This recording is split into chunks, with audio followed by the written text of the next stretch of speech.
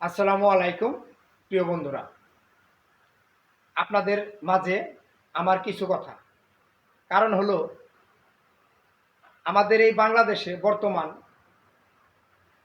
সরকার হলো ডক্টর ইউনূস। তাদের কাছে আমার বিনতি, আকুলভাবে আকুতি মিনতি।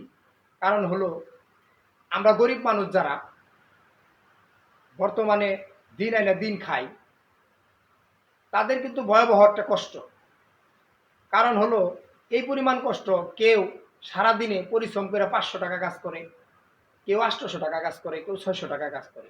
কিছু কিছু ক্ষেত্রে কিছু কিছু লোক আছে তারা 300 টাকা কাজ করে প্রতিদিন। দেখেন একটা মানুষের 300 টাকা কাজ করে যদি তেল খান লাগে 280 টাকা, সে কি তেলই কিনবো না আপনার চাল কিনবো? সে কিভাবে বাঁচবে? এই পরিমাণ কাজ করে তার তো বাঁচার কোনো উপায় আমি দেখি না। যেমন এই বাংলাদেশে 1 মণ খড়ি কিনবার গেলে টাকা লাগে 600, 650।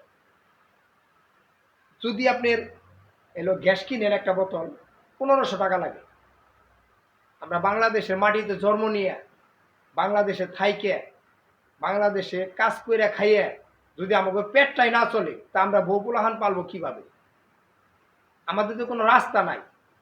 তো আমার বিশ্বাস, আমার এই কথাগুলো আমার বন্ধুরা যদি এই ভিডিওটা ছড়াইয়া দেয়, তাহলে ভিডিওটা যদি সরকারের কাছে যায় পড়ে, আমার বিশ্বাস ডক্টর ইউনূস সরকার ভালো কিছু করব।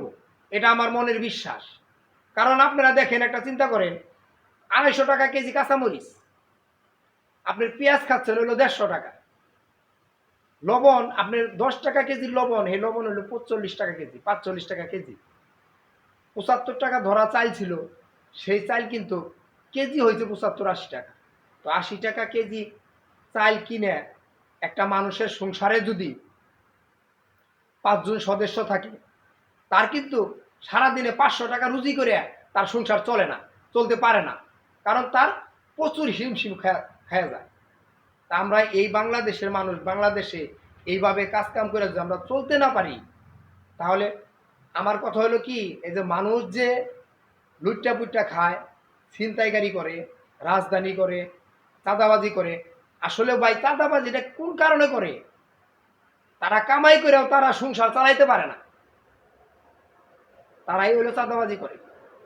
কিছু কিছু লোক যদি ভালোভাবে কামাই করে ভালোভাবে খাইতে পড়তে পারে, তাহলে আমার মনে হবে এই বাংলাদেশে চাঁদাবাজি, ছিনতাইকারী, চুর, বাটপার থাকবে না, যদি তারা কাজ করে সংসারটা চালাইতে পারে।